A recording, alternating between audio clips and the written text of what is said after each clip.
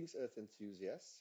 If you ever wondered about the incredible perspectives our planet has to offer from high above, you're in the right place. I am Dr. Clive Coetzee, and I'm thrilled to be your guide on this captivating journey into the world of remote sensing. Welcome.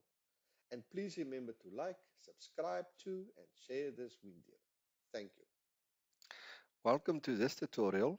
In this tutorial, we're going to build on the previous tutorial where we focused a little bit on the digital elevation model and how it relates to the code editor within the Earth Engine. This tutorial will focus on the digital surface model and specifically how we're going to expand on the code to include, for example, colors and the like. So remember, again, you can either access the code editor via your platform tab or via the specific dataset tab. Okay, so let's again look for the dataset first of all. So we're going to click on the dataset tab. We're going to scroll down to the terrain category of datasets. We're going to scroll down to the Copernicus DM. Now that is a digital surface model as indicated in the description below. The Copernicus DM is a digital surface model. Now there's a difference between the digital elevation model and a digital surface model. A digital elevation model basically measures the earth without obstacles like trees and buildings and things like this. So it almost measures the earth in a bare format, whereas the digital surface model measures the earth with trees and buildings and things like that. So there is a difference between the two. And you can just simply Google to find out the difference between the two. Anyway, so let's click on the name of the data set. And again, similar to the rest, you'll find the various information related to the data set. So the name of it, the availability. In this case, you'll see there's 5 images or 5 years of images available from 2010 to 2015. The data provider, and again, very important, the snippet or the unique reference or code or unique identifier related to the specific data set. You'll see the description, important. You'll see that it represents the surface of the earth, including buildings, infrastructure, and vegetation, where the DM excludes that. The DM is derived from the World Dem at Trade, i.e. flattening of water bodies, etc. Anyway, it's important for you to read that and to understand it. What's important is the bands. Now, remember again, here is 5 different bands within this specific data set or specific images. The one that we're going to use is the DM, the digital surface model. Now again, in terms of the scales and the class, it doesn't really say, but one can assume it's very similar to the DM. If we scroll down, you'll find the code, and we can, again, as I said, you can either copy and paste it directly into the code editor, or you can simply open it via this tab, open in code editor, and it will take you to the specific code. Okay, and there we have it. The code is generated from the specific dataset site. There's the code. If we compare it with the DM code, you'll see, if I just move it there, you'll see you always start with the image. In this case, we had only in one image, not an image collection. You see the difference, image collection with the DSM, remember, digital surface model. There was multiple years, as I said, from 2010 to 2015. So there's a collection of images, whereas the DM, digital elevation model was only one period. So therefore, there's only one image, not multiple images. The second part of the codes are exactly the same. We select the band that we're going to work with. In this case, we're going to work with the DM band. If we go into the dataset details, you'll see there's the name of the name. Remember, if it's capital letters, use capital letters. It must be exactly the same. So there's our band that we're now going to work with in the DEM. Again, we worked with the elevation band. Okay, so the first is you tell the code editor or the Earth engine which data set you want to use. Second piece of code is you identify the band within that data set that you want to use. Now you'll see here is something new which weren't included in the DEM data set, and this is the colors. So we create another variable. This variable is called elevation vis. Remember, all these names you can change. But I would stick with the names as is, because remember, if you change a name, you must change all references to that name within your code. Otherwise, you're going to run into errors. So this basically is the var that we've created. It's elevation vis, stands for visual. But again, you can change it to whatever you want to call it. You can call it, let's call it visualization. You can call it that, or just vis, or whatever you want to call it. And then you're going to identify the minimum and maximum values, similar to the elevation code that we've generated the minimum and maximum values. And then you'll see there's a palette. Now the palette is the color scheme that you're going to use. And there's different color schemes that you can use to get an understanding of these color schemes. Let's just copy that, and we're going to go into Google, and we're going to just paste it into Google. And you're going to get to the colorhexa.com, and you're going to open that specific site, and there's the various color schemes. So if you click on any of these colors, it will give you that specific code. Now that code you can simply enter into your palette to give your image some color. If you're not interested in this color scheme, you can change that color scheme. You can take some of these colors out. You can add additional colors. That's totally up to your discretion. Where you get them is on this website, colorhexa.com. And you'll get all the different colors and its relevant code. So you simply just copy this specific code. Let's say hashtag 0000T8. You copy that and you just enter it into this code. And there's lots and lots and lots and lots if you play around in this specific website. Okay.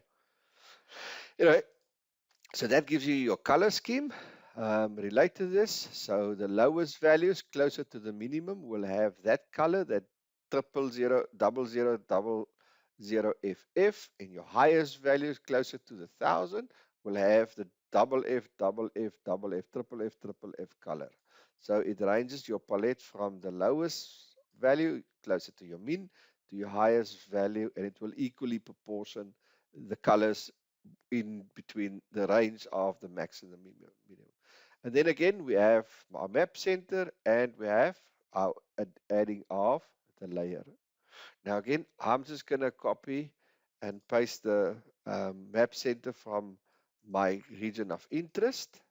I'm not keen on this specific region of interest. I want to use my own region of interest, and I don't want at the scale of 4. I want to revert it to a scale of 10. And what I'm going to add to my layer, I'm going to add my elevation band, the one that I generated here. I'm going to give it a color scheme, which is this color scheme that ranges from 0 to 1000 within those colors. And I'm going to call it a DM. Now remember, in this case, there is more than one image.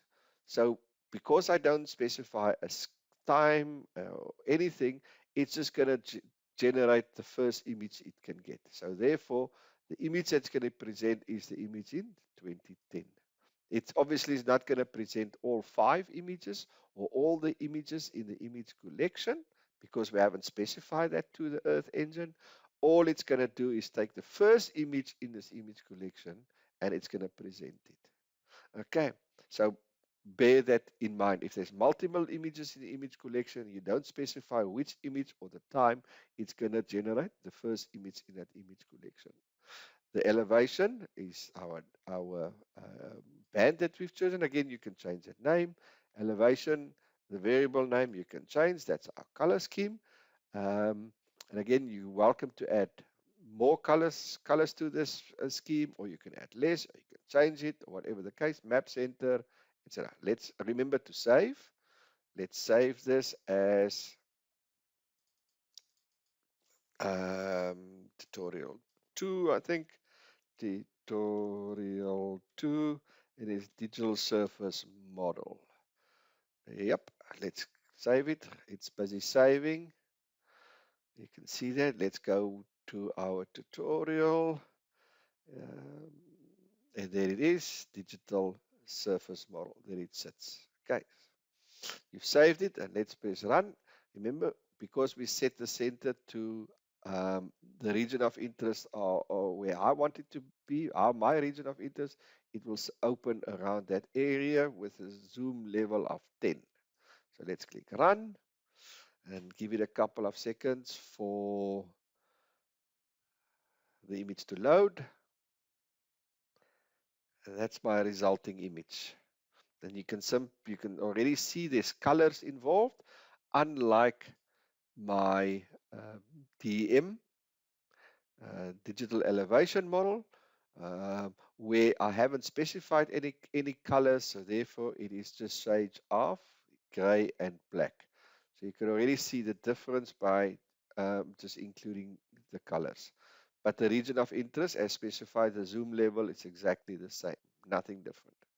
So in this case, I've only added one image or one layer because I've only generated one image, or one variable, which is called elevation. I haven't generated two. I can find it here in this little window, and I said I can activate it and deactivate by simply ticking and unticking. Remember again, I can view it in my map, or I can view it in my satellite. So let's have a look from the satellite. Remember, I can also increase how, yeah, I can also increase this in terms of its transparency. So they say totally transparent, totally not transparent, just to overlay it with the actual satellite image or the map. And you'll see, interestingly enough, you can look at this mountain range here. If I increase it, you'll see how the digital surface model perfectly correlates to the land surface or to the surface of the specific area. And from here, you can clearly see that the blue areas are closer to sea level, and the red and white areas are further above sea level. And we can test it by going to the inspector. Let's click on one of the blue areas. It will give you a DEM value of 0, meaning 0 meters above sea level, which is red. And if we click on the white area here, you'll see it's a value of 1,689 meters above sea level. So you can from here say that the triple F is the white colors, the double F, 0000 is the reddish colors, and the double zero F is the blue colors. As that you can change that, etc., etc. But it just gives you a nice indication of areas that are particularly low in terms of its height above sea level, and areas that is very high above sea level within your region of interest. Now, interesting, if I zoom out, it will give it for the entire world, because I haven't specified in the Google Earth engine the region of interest that I'm interested in. So Google Earth by default will generate the image for the entire world. And this is obviously going to be a very big image, which you won't be able to export as such. So if you're interested in exporting it, you will have to generate an image only for your specific region of interest. Anyway, so now we've done two images. We've created a digital elevation image in a very basic black and white format, and we've generated a digital surface image for um, that indicates the height above sea level, related to not just the natural features of it, but also relates to man-made features as buildings, etc., etc., whereas the DEM excludes those man-made features. Remember, the layer is active. And this little button, you can include it the transparency. You can play around, and you can move between it in a map format or a satellite format. You also use your inspector to generate the height or the characteristics or the statistics of that image at your specific region of interest, etc., etc. Remember to save your your code so that you can use your code at a later stage. Many thank you. I hope you enjoyed the tutorial, and please stay tuned for the next exciting tutorial coming your way.